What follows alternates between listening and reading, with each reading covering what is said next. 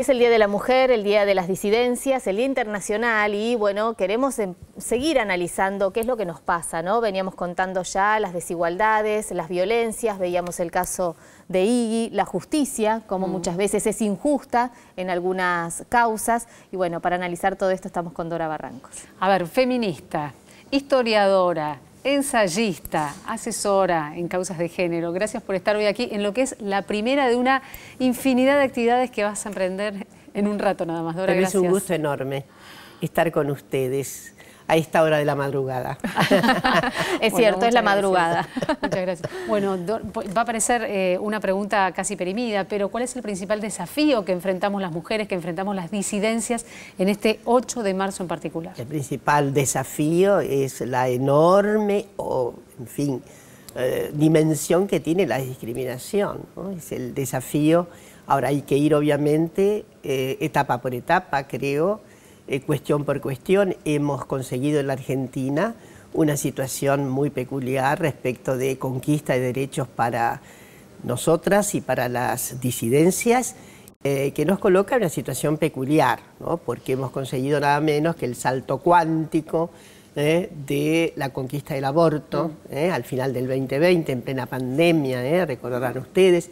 También la Argentina tiene una distinción peculiar por la ley de cupo, que es una iniciativa hoy día que obliga a todos los poderes del Estado a incorporar a personas trans dentro de sus cuadros funcionales. Así que son como apenas dos datos para que estimemos digamos, la cuantía de las conquistas que tenemos, pero no es suficiente.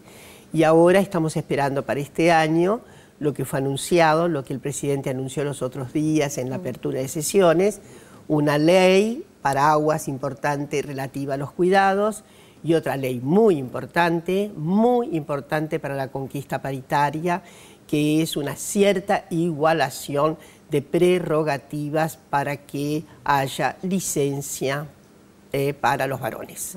Entonces, el día de hoy es un día de reflexión, es un día de luchas. Ustedes saben perfectamente que es un día de luchas.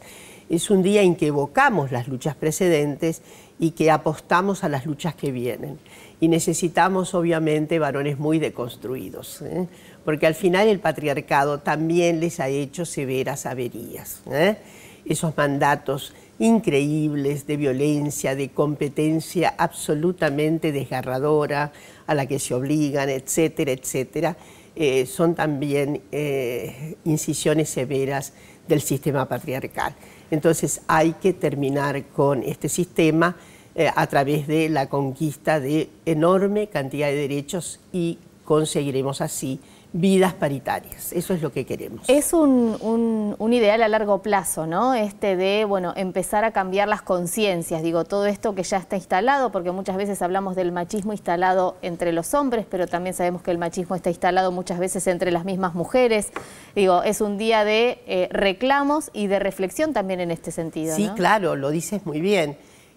A mí me gusta subrayar siempre que el éxito mayor del patriarcado no es su hegemonía visible, insolente, en las prerrogativas que tienen los varones. No, el éxito del patriarcado es haber inculcado el patriarcado en cuerpos femeninos. Claro.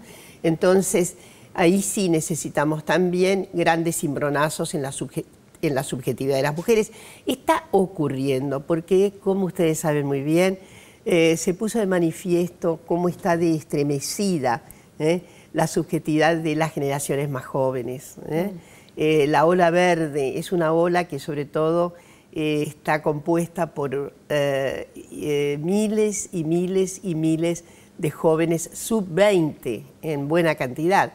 Así que estamos como nunca, me parece, que se abre una perspectiva de grandes transformaciones. Estoy segura de que va a haber grandes transformaciones. Yo no las veré ya, pero mis nietas seguramente van a ser protagonistas y también beneficiarias de ese mundo que avisoramos como paritario, equitativo.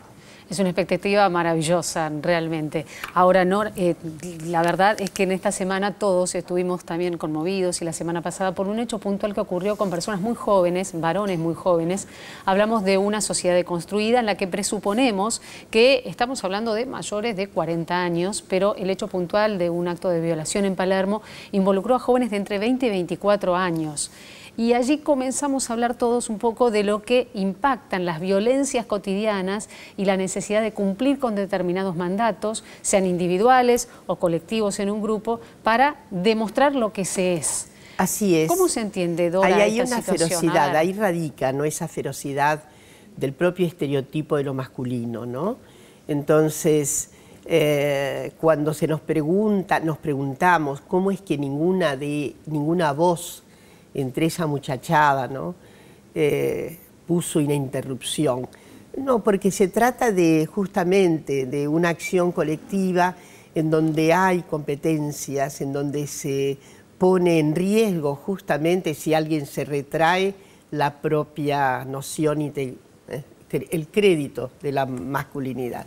Entonces, esa acción colectiva tan dolorosa también nos muestra algo, que no hay sector social que se prive de esas brutales hazañas patriarcales. No hay ningún sector social que esté por afuera. No es solamente una acción que corresponde a, bueno, determinados segmentos sociales que están en las periferias, no. Esto es lo que debemos comprender de cerca, de ahí que la acción pedagógica para sustraer esos mandatos patriarcales es una acción que debe hacerse en todo y cualquier lugar, y desde luego necesitamos una gran reforma educativa. Ahí es importante también la ESI, ¿no?, la educación sexual integral, porque me quedé pensando en el caso Iggy y en lo que le decía este hombre de te voy a hacer mujer, y cómo, sí, las mujeres, claro, estamos discriminadas, violentadas, pero también y mucho las disidencias, aquellos que tienen otra identidad sexual, por quien también hay que levantar las banderas de reivindicar no solamente la igualdad, sino también esto de, bueno, basta de violencia. Así es, porque hay como una maximización de la oportunidad y la disidencia respecto del mandato patriarcal, cuando hay una manifestación de la disidencia sexogenérica. Entonces ahí hay una situación que, a ver, quiero decir, parece que irrita particularmente, ¿no? Entonces hay como una convulsión, esto de te voy a hacer mujer, es una convulsión. Y ahí donde tenemos que pensar que tenemos que hacer transformaciones en la vida educativa. Es muy difícil que los hogares no cambien al mismo tiempo. Es muy difícil que todos los hogares se entonen con prácticas, conductas, valores antipatriarcales. Pero el Estado sí tiene obligación de crear todo lo necesario para todos los dispositivos de socialización, sobre todo secundaria, desde el jardín de infantes hasta el final de la vida universitaria. Tiene que haber una perspectiva, sobre todo de malla curricular. No basta la ESI, porque la ESI puede ser un momento gestual, claro, pero tiene que haber un contaminante general. Un contaminante positivo. Un contaminante positivo curricular, claro, porque si en un lado damos ESI y en el otro lado se da biología diciendo que solo es posible, claro, el binarismo sexual, entonces hay una deconstrucción inmediata de lo que acaba de decirse. Yo creo que estamos en camino en este momento en nuestro país. Primero hay una promesa formal de adhesión de la fuerza gobernante al propósito fundamental de propiciar, crear todo lo necesario para hacer posible, para que volvamos a tener justicia social, justicia distributiva, justicia que haga justicia a todos los sectores, sobre todo aquellos que están excluidos y demás. Pero eso es inescindible, no se puede escindir de la justicia de género. ¿Dónde está Tehuel, no? Seguimos hablando de disidencias y lamentablemente también hablábamos recién de I, pero no nos olvidamos de lo que ocurre justamente con este joven trans que desapareció y que es una circunstancia casi similar, ¿no? Hay 2 personas detenidas en función de ser las últimas que lo vieron y que de una u otra manera también interpretaron su identidad sexual como algo provocador, como algo que iba más allá de lo que se podía manejar. Sí, yo creo que ahí se estaría un poco más cerca, no conozco bien los detalles del juicio, pero tengo la impresión de que ahí ya está un poco, hay un cierto, ¿cómo decirlo?, una cierta determinación acerca de las responsabilidades, ¿no? Claro. Me parece. Espero que no haya equivocaciones, que estos sujetos sean efectivamente responsables de esa desaparición, que es evidentemente uno de los signos de mayor estropicio en nuestra sociedad, ¿no? Dora, ¿y cómo se acompaña a la víctima? Porque imaginamos que, bueno, nos están viendo en todo el país y seguramente habla muchas mujeres, muchas disidencias que se encuentran en una situación de indefensión y hasta también de vergüenza a la hora de ir a denunciar. ¿Qué es lo que se debe hacer de manera práctica una mujer, una disidencia que se siente víctima de estas violencias y que en un día como hoy, tal vez esta nota que estamos compartiendo contigo hay sirva muchísimos para hoy eso. dispositivos, sobre todo en la mayoría de las provincias, aunque no haya ministerios, solo tenemos ministerios nacional, dedicados, focalizados a construir equidad de género y a construir equidad con todas las disidencias sexogenéricas. Tenemos ministerio similar en Córdoba y tenemos un ministerio muy importante en la provincia de Buenos Aires, con una gestión muy importante.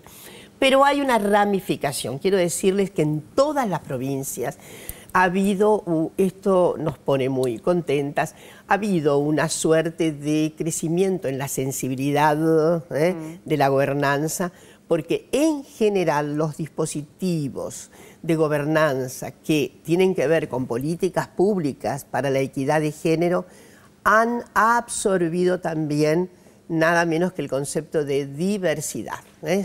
Entonces no se trata solo de las mujeres, se trata de todas las personas que se sitúan en la identidad de un arco vasto, ¿no?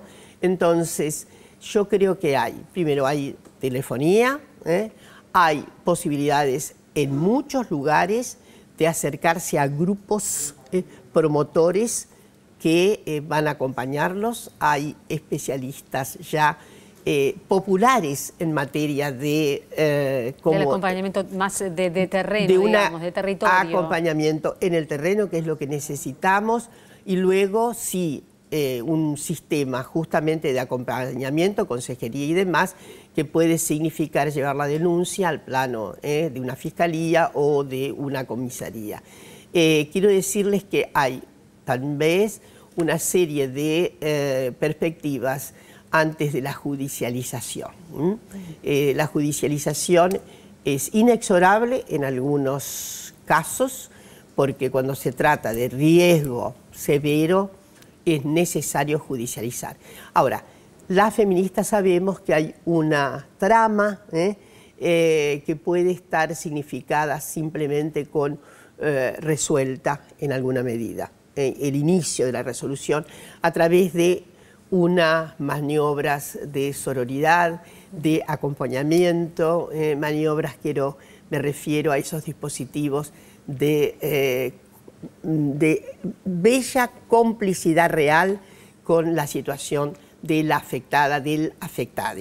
Entonces yo creo que esto ha crecido y está a disposición. Es simplemente enterarse a través de la difusión, de la divulgación, tanto el Ministerio de la Nación como el Ministerio de Provincia, y me consta que también el de Córdoba, tienen página en donde se expresa claramente qué es lo que se puede hacer, etcétera, cómo recurrir y sobre todo lineamientos para acercar justamente la denuncia cuando se trata de situaciones severas que son inexorablemente denunciables. Dora, me quedo pensando como última reflexión en los medios de comunicación, ¿no? Hoy seguramente los mensajes serán de sororidad, pero también sabemos que hay de los otros que vienen a contraponerse a este reclamo de igualdad, de basta de violencia.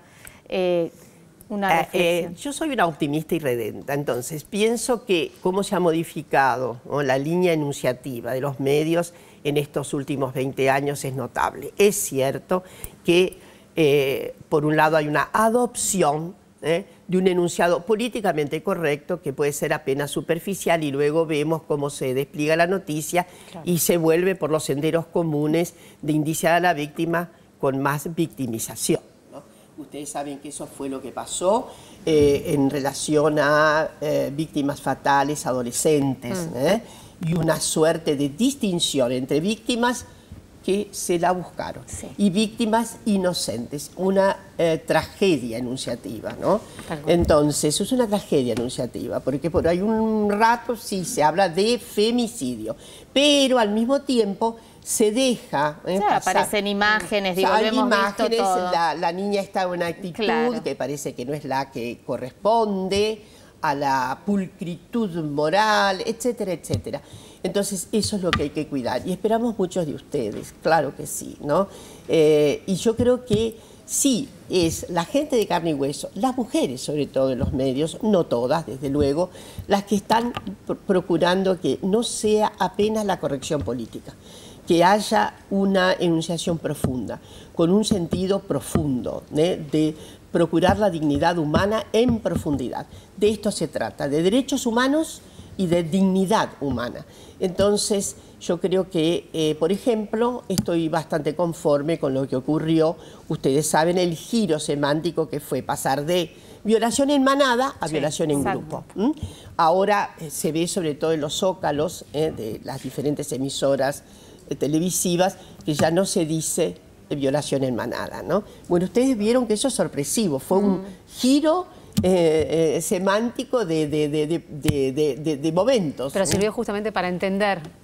Sirvió para entender que no se podía decir lo otro, porque si no lo otro es exculpatorio. Claro. Si se trata de una violación en manada, es una violación de animales. Claro. A los animales son obviamente inimputables.